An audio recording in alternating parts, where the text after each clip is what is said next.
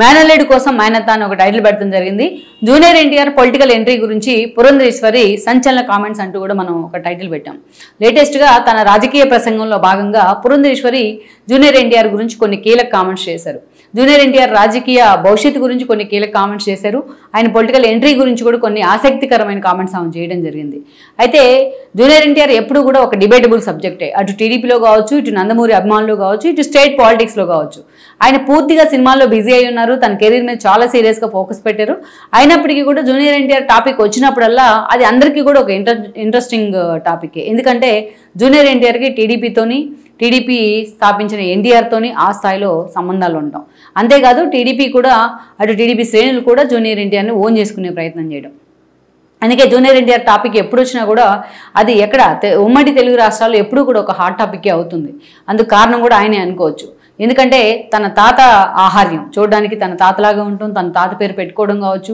అటు ఇక సినిమాల విషయానికి వచ్చినట్లయితే సినిమాల్లో ఆయన చూపించే నటనలో ఆయన చూపించే ఈజ్ కానీ, డ్యాన్స్లో చూపించే ఒక గ్రేస్ కానీ, ఫైట్లో తనకు తానే ఓన్ ఇండివిజువల్ ఇమేజ్ క్రియేట్ చేసుకోవడం కానీ, ఇలా అటు డైలాగ్ డిక్షన్ కానీ, అద్భుతమైన డైలాగ్ డిక్షన్ కానీ తన తాత తరహాలోనే. కాంటెంపరీ హీరోస్లో ఎవరు కూడా అంత తెలుగు స్పష్టంగా మాట్లాడలేరంటే అది అత్యుక్తి కాదు. అలా ఇవన్నీ కూడా ఒక స్పెషల్ యాడ్ ఎసెన్స్ అనమాట. ఎసెన్స్ లాగా యాడ్ అయినాయి జూనియర్ ఎన్టీఆర్. సో వీటన్నిటితో తనకంటూ ఒక ఇండివిజువల్ ఇమేజ్ అయితే చాలా తక్కువ సమయంలోనే ఆయన క్రియేట్ చేసుకున్నారు. అయితే ఈ క్రమంలోనే అటు చంద్రబాబు నాయుడుతో కూడా ఆయనకి స్టార్టింగ్లోనే చంద్రబాబు నాయుడు ఆయన దగ్గరికి తీసే ప్రయత్నం చేశారు. హరికృష్ణ చిన్న కొడుకుగా ఆయన ఎంట్రీ ఇచ్చారు సినిమాల్లోకి. చంద్రబాబు నాయుడు కూడా ఆయన ప్యాంపర్ చేశారు. ఈ క్రమంలోనే జూనియర్ ఎన్టీఆర్ కూడా టీడీపీతో అసోసియేట్ అయ్యాడు. ఆ రోజు ఆయన టీడీపీ కోసం ప్రచారం కూడా చేయడం జరిగింది. 2009 ఎన్నికల్లో ఖమ్మంలో ప్రచారం చేసి వస్తూ యాక్సిడెంట్కి గురయ్యారు. ఈవెన్ బెడ్ మీద ఉండి కూడా ఆ రోజు టీడీపీకి ప్రచారం చేశారు ఆయన ఓట్లు గుద్దండి అంటూ. దెన్ ఆ రోజు మహాకూటమి ఓడిపోయింది.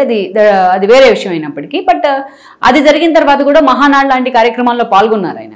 అయితే అటు హరికృష్ణతో టీడీపీకి వచ్చిన ఒక గ్యాప్ ఏదైతే ఉందో అటు జూనియర్ ఎన్టీఆర్కి టీడీపీకి, జూనియర్ ఎన్టీఆర్కి చంద్రబాబు నాయుడుకి మధ్య కూడా ఒక గ్యాప్ అయితే పెంచింది. ఇక్కడే ఒక ట్విస్ట్ ఏంటంటే ఎప్పుడైతే తెలంగాణ ఉద్యమం చాలా సీరియస్గా జరుగుతూ ఉందో అప్పుడు హరికృష్ణ లాంటి వాళ్ళు రాజ్యసభ సభ్యత్వానికి రాజీనామా చేశారు.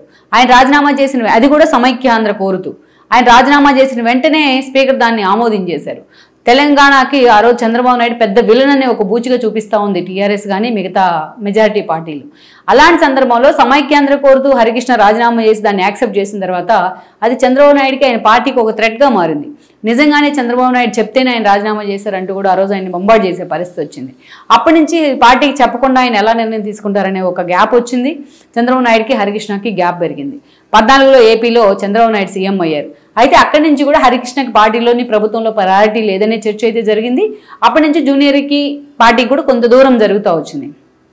5 ఏళ్ళు పార్టీ అధికారంలో ఉన్న సమయంలోనే హరికృష్ణ ఆ రోజు ఆయన కారు ప్రమాదంలో చనిపోవడం జరిగింది. అయితే అప్పుడు అటు లోకేష్ కానీ ఇటు చంద్రబాబు నాయుడు కానీ ఆ ఫ్యామిలీకి అండగా ఉండే ప్రయత్నం చేశారు, ఇంక్లూడింగ్ బాలకృష్ణ అయితే ఒక అడుగు ముందుకు వేసి జూనియర్ ఎన్టీఆర్ సినిమాలను కూడా ఆయన ప్రమోట్ చేశారు. బాలకృష్ణ సినిమాలకి జూనియర్ ఎన్టీఆర్ కూడా ప్రీ రిలీజ్ ఈవెంట్స్ కూడా అటెండ్ అయ్యారు. అంత ఒక మళ్ళీ బాండింగ్ ఏర్పడుతుందని అంతా అనుకున్నారు. కానీ 2018 ముందస్తు ఎన్నికలు వచ్చాయి. బీజేపీతో వచ్చిన డిఫరెన్సెస్ కారణంగా చంద్రబాబు నాయుడు ఆ రోజు కాంగ్రెస్తో కలిసి నడవాలని నిర్ణయించారు. రాహుల్ గాంధీని కలిసి తెలంగాణ ఎన్నికల్లో ఆ రోజు ముందస్తు ఎన్నికల్లో ఒకే వేదికను పంచుకున్నారు. ఇది కేసీఆర్ చాలా సీరియస్గా దీన్ని తీసుకున్నారు. అయితే ఇదే సందర్భంలో కూకట్పల్లి నుంచి నందమూరి సుహాసినికి చంద్రబాబు నాయుడు టికెట్ ఇవ్వడం జరిగింది. బట్ ఆ రోజున నందమూరి సుహాసిని కోసం కనీసం ప్రచారానికి కూడా జూనియర్ ఎన్టీఆర్ కానీ కళ్యాణ్ రామ్ కానీ రాలేదు. బాలకృష్ణనే ఆమె కోసం ప్రచారం చేశారు కానీ ఆమె ఓడిపోయింది. టీడీపీ కూడా ఆ రోజు ఓడిపోయింది. కేసీఆర్ రిటర్న్ గిఫ్ట్ పేరుతో ఎన్ని కామెంట్స్ చేసినా అటు ఆ తర్వాత రోజుల్లో తన పార్టీ మొత్తాన్ని ఏపీలో దించి జగన్మోహన్ రెడ్డి కోసం ప్రచారం చేసినా ఎప్పుడు జూనియర్ ఎన్టీఆర్ కానీ అటు కళ్యాణ్ రామ్ లాంటి వాళ్ళు కానీ ఎక్కడా దీన్ని ఖండించే ప్రయత్నం చేయలేదు. అప్పుడు కూడా టీడీపీ క్యాడర్ ఓపికే పడుతూ వచ్చింది. ఎందుకంటే జూనియర్ ఎన్టీఆర్ సినిమాల్లో బిజీగా ఉన్నారు కాబట్టి అని. ఆ తర్వాత 2019లో ఎప్పుడైతే జగన్మోహన్ రెడ్డి ముఖ్యమంత్రి అయ్యారో అప్పటి నుంచి కూడా అనేక కీలక పరిణామాలు చోటు చేసుకున్నాయి.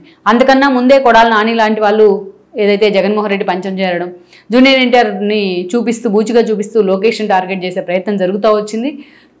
ఇంక్లూడింగ్ జూనియర్ ఎన్టీఆర్ సొంత మామైన నాన్న శ్రీనివాస్ కూడా ఎన్నికలకు ముందు టీడీపీని వీడి వైఎస్ఆర్సీపీ జెండా కప్పుకున్నారు. ఏకంగా లోకేష్ మీద మంగళగిరిలోనే పోటీ చేస్తానంటూ ఆయన సవాల్ విసిరిన సందర్భం కూడా మనకు తెలుసు. ఇవన్నీ కూడా ఏదైతే టీడీపీ అభిమానుల్లో టీడీపీ క్యాడర్లో కొంత అసంతృప్తిని అయితే తీసుకొచ్చాయి. అక్కడి నుంచి మనం తీసుకున్నట్లయితే ఇక 19లో జగన్మోహన్ రెడ్డి సర్కార్ ఏర్పడిన తర్వాత కొడాలి నాని మంత్రి అయ్యారు. వంశీ లాంటి వాళ్ళు జూనియర్ ఎన్టీఆర్ కారణంగా టికెట్ వచ్చిన వంశీ లాంటి వాళ్ళు టీడీపీ నుంచి గెలిచి వైఎస్ఆర్సీపీలో చేరడం జరిగింది. ఇక వాళ్ళిద్దరూ ఒక గురు శిష్యులు కాము అనమాట. తిట్లు కానీ బూతులు మాట్లాడడం కానీ క్యారెక్టర్ అసాసినేషన్ చేయడంలో ఏ స్థాయిలో వాళ్ళు రెచ్చిపోయారో మనకు తెలుసు. ఈ క్రమంలోనే జూనియర్ ఎన్టీఆర్ని వాళ్ళు ఓన్ చేసుకుంటున్న తీరు అటు టీడీపీ క్యాడర్లో ఒక అసహనాన్ని పెంచింది. ఈ క్రమంలో వచ్చిన అనేక ఇష్యూస్ టీడీపీకి అండ్ దెన్ జూనియర్ ఎన్టీఆర్కి దూరాన్ని కూడా పెంచాయి. భువనేశ్వర్ని ఆమె క్యారెక్టర్ని అవమానిస్తూ లోకేష్ పుట్టుకుని అవమానిస్తూ వంశీ మాట్లాడితే ఎక్కడా కూడా జూనియర్ ఎన్టీఆర్ దాన్ని ఖండించే ప్రయత్నం చేయాల. తన మేనత్తాన్ని కూడా ఆయన మాట్లాడలేదు. ఇది చాలా అవమానకరంగా టీడీపీ క్యాడర్ ఫీల్ అయింది. అంతేకాదు ఆ తర్వాత కొద్ది రోజులకే ఏదైతే సీనియర్ ఎన్టీఆర్ శత జయంతి ఉత్సవాలు చేస్తూ ఉంటే ఆహ్వానం అందిస్తే దానికి జూనియర్ గైరు హాజరయ్యారు. ఆయన పేరు మీద ఒక వెండి నాణ్యం ద్రౌపది ముర్ము చేతుల మీదుగా రిలీజ్ చేస్తుంటే దానికి గైరు హాజరయ్యారు. ఇలా చంద్రబాబు నాయుడు కన్నీళ్లు పెట్టుకున్నారు ఈవెన్ భువనేశ్వర్ ఎపిసోడ్. అప్పుడు కూడా జూనియర్ ఎన్టీఆర్ అంత సూపర్గా స్పందించలేదు. ఈ ఇన్సిడెంట్స్ అన్నీ కూడా ఆయన వెంటే ఉన్న జూనియర్ అభిమానులు కూడా కొంత అనుమానాన్ని పెంచాయి జూనియర్ తన తాత విషయంలో వ్యవహరిస్తున్న తీరు. ఇదంతా ఒక ఎత్తు అయితే ఏదైతే మెడికల్ యూనివర్సిటీకి ఎన్టీఆర్ పేరు తీసేస్తూ వైఎస్ పేరు పెట్టారు జగన్మోహన్ రెడ్డి. దాన్ని ఖండించకుండా ఉన్నా మెదలకుండా సైలెంట్గా ఉన్న జూనియర్ ఎన్టీఆర్ మీద విమర్శ వచ్చేది కాదు. కానీ ఆ రోజు ఆయన తన తాతతో వైఎస్ఆర్ని పోలుస్తూ చేసిన కామెంటు ఆయన వెంటున్న ఆయన అభిమానులకు కూడా ఆగ్రహాన్ని తెప్పించాయి.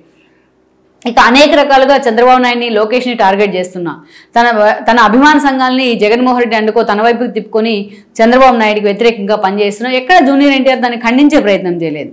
వీటన్నిటికీ తోడు అత్యంత కీలకమైన మరో అంశం ఏంటంటే ఎన్నికల సమయంలో లోకేష్ని పూర్తి స్థాయిలో ప్రమోట్ చేయడానికే చంద్రబాబు నాయుడు జూనియర్ ఎన్టీఆర్ని తొక్కేస్తున్నారంటూ కొడాల నాని వంశీ లాంటి వాళ్ళు ప్రచారం చేశారు. అందుకని చంద్రబాబు నాయుడిని గెలిపించొద్దంటూ కూడా ఎన్నికల్లో రిక్వెస్ట్ చేసినా జూనియర్ ఎక్కడా కూడా దీన్ని ఖండించలేదు. చాలామంది అనుకోవచ్చు జూనియర్కు రాజకీయాలకు ఏం సంబంధం అని. మరి జూనియర్కు రాజకీయాలకు ఏం సంబంధం అని కొడాలి నాని వంశీ ఆయన పేరును పదే పదే తీసుకొచ్చే ప్రయత్నం చేస్తారనేది కూడా ఇక్కడ వ్యాలిడ్ పాయింట్. సో అనేక సార్లు జూనియర్ ఎన్టీఆర్ పేరును తీసుకొచ్చి వాళ్ళు లొకేషన్ టార్గెట్ చేస్తూ ఉండేవాళ్ళు. అప్పుడైనా ఆయన ఖండించే ప్రయత్నం చేస్తుంటే జూనియర్ ఎన్టీఆర్కి ఆ టీడీపీలో ఆ క్రెడిబిలిటీ ఉండేది. చాలా మందికి ఇంకొక అనుమానం రావచ్చు, అసలు టీడీపీ క్యాడర్కి ఎక్స్పెక్టేషన్స్ ఎందుకు జూనియర్ ఎన్టీఆర్ మీద అని.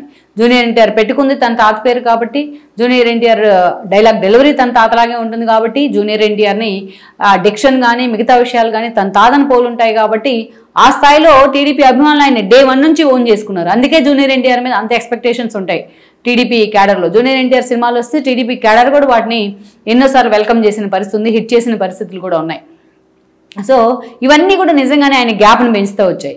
అయితే ఇదే సమయంలో లోకేష్ తన పాదయాత్రలో భాగంగా ఎన్నోసార్లు జూనియర్ ఎన్టీఆర్ పార్టీలోకి రావడాన్ని వెల్కమ్ చేశారు. తన కార్యక్రమాల్లో భాగంగా విద్యార్థులు అడిగిన క్వశ్చన్స్ కూడా. ఇక ఎన్నికలు వచ్చాయి, కూటమి ప్రభుత్వం ఏర్పడింది, జూనియర్ ఎన్టీఆర్కి ఆహ్వానం లేదనే చర్చ జరిగింది. నిజంగానే ఆహ్వానం లేదనే అనుకోవాలి అప్పుడున్న సెన్సిటివ్ ఇష్యూస్లో. దెన్ అక్కడి నుంచి చూస్తే బాలకృష్ణకు పద్మ అవార్డు వచ్చిన సందర్భంలో భువనేశ్వర్ పార్టీ ఇచ్చారు. ఆ పార్టీ కూడా జూనియర్ ఎన్టీఆర్కి కళ్యాణ్ రామ్కి ఆహ్వానం లేదని చర్చ జరిగింది. కానీ ఇక్కడ చూసినట్లయితే ప్రభుత్వం మాత్రం దేవరా లాంటి మూవీస్కి స్పెషల్ ఎగ్జామ్షన్స్ అయితే ఇచ్చింది. దాన్ని జూనియర్ కూడా వెల్కమ్ చేశారు. ఆయన విరాళాలు కూడా ఇవ్వడం జరిగింది. ఏదైతే వరదలు ఏపీ తెలంగాణ వరదలకు సంబంధించి కూడా విరాళాలు ఇచ్చారు. ఇలా అనేక రకాలుగా వాళ్ళిద్దరి మధ్య మళ్ళీ రిలేషన్స్ మళ్ళీ తిరిగి బిల్డ్ అవుతున్నాయి అనుకున్న సమయంలోనే లోకేష్ లాంటి వాళ్ళు ఇటీవలే తన పర్యటనలో భాగంగా జూనియర్ ఎన్టీఆర్ ఫ్లెక్సీని పట్టుకోవడం జరిగింది. తర్వాత ఇది జరిగిన 5 రోజులకే కళ్యాణ్ రామ్ టీడీపీ జెండాను పట్టుకోవడం జరిగింది. ఇవన్నీ కూడా ఫ్యాన్స్లో ఒక జోష్ను నింపాయి. ఆల్మోస్ట్ టీడీపీకి జూనియర్ ఎన్టీఆర్కి టీడీపీకి కళ్యాణ్ రామ్కున్న ఏదైతే దూరం ఉందో ఆ గ్యాప్ ఫుల్ఫిల్ అయిపోయినట్టే, పూర్తి స్థాయిలో అది బ్రేక్ అయినట్టే ఆ గ్యాప్ అన్న చర్చ కూడా జరిగింది. సో అలాంటి ఒక సానుకూల వాతావరణం అయితే వాళ్ళ మధ్య ఏర్పడిందని అనుకోవచ్చు. ఇలాంటి సందర్భంలోనే ఈ రోజున జూనియర్ ఎన్టీఆర్ ఎంట్రీ ఎప్పుడూ చర్చే. ఎందుకంటే తెలంగాణ పగ్గాలు ఇవ్వాలని కొందరు, నిన్న మొన్న ఓవైసీ లాంటి వాళ్ళు కూడా లోకేష్ ఫ్యూచర్ గురించి మాట్లాడుతూ జూనియర్ ఎన్టీఆర్ గురించి కూడా మాట్లాడారు ఆయన. అదే సందర్భంలో ఈరోజు పురంధేశ్వర్ చేసిన కామెంట్స్, ఎందుకంటే ఆమె స్వయానా జూనియర్ ఎన్టీఆర్కి మేనత్తే. సో తన మేనల్లుడి కోసం ఎన్నోసార్లు ఆమె ఈ క్వశ్చన్ ఎదురైంది జూనియర్ ఎన్టీఆర్ పొలిటికల్ ఎంట్రీ గురించి. ఆమె తన కొడుకు హితేష్ భవిష్యత్ గురించి మాట్లాడుతూనే జూనియర్ ఎన్టీఆర్ని కూడా తనకు అవకాశం వస్తే పాలిటిక్స్లోకి రావడంలో తప్పేంటి అంటూ కూడా మాట్లాడడం జరిగింది. జూనియర్ ఎన్టీఆర్ సినిమాల్లో బిజీగా ఉన్నప్పటికీ ఆ సినిమాల్లో సక్సెస్ అయిన అనంతరం పొలిటికల్గా కెరీర్ చూసుకున్న తాను వెల్కమ్ చేస్తానంటూ కూడా మాట్లాడడం జరిగింది. సో ఇక్కడే చాలామంది పురంధేశ్వర్ నోటి వెంట ఇలాంటి డైలాగ్స్ రావడాన్ని కొంతమంది అయితే మాత్రం వెల్కమ్ చేస్తూ ఉన్నారు ఎన్టీఆర్ అభిమానులు. ఎందుకంటే చాలా మందికి ఎన్టీఆర్ మీద ఎక్స్పెక్టేషన్స్ ఉన్నాయి, ఎప్పటికైనా ఆయన పాలిటిక్స్లోకి రావాలి అనేది. మరి అలాంటి సిచ్యువేషన్లో ఈరోజు పురంధేశ్వర్ కూడా అంతే సానుకూలంగా జూనియర్ ఎన్టీఆర్ పొలిటికల్ ఎంట్రీని స్వాగతించడం మాత్రం అదొక కీలక పరిణామం అనే చెప్పుకోవాలి. ఈరోజు కూటమి ప్రభుత్వంలో పురంధేశ్వర్ కూడా భాగస్వామ్యం ఉన్నారు బీజేపీ అధ్యక్షురాలు హోదాలో.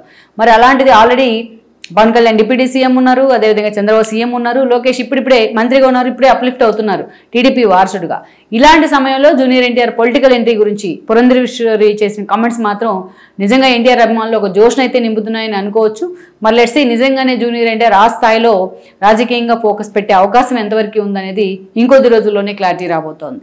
ఈ వీడియో మీకు నచ్చినట్లయితే please share, like and subscribe R24 Telugu.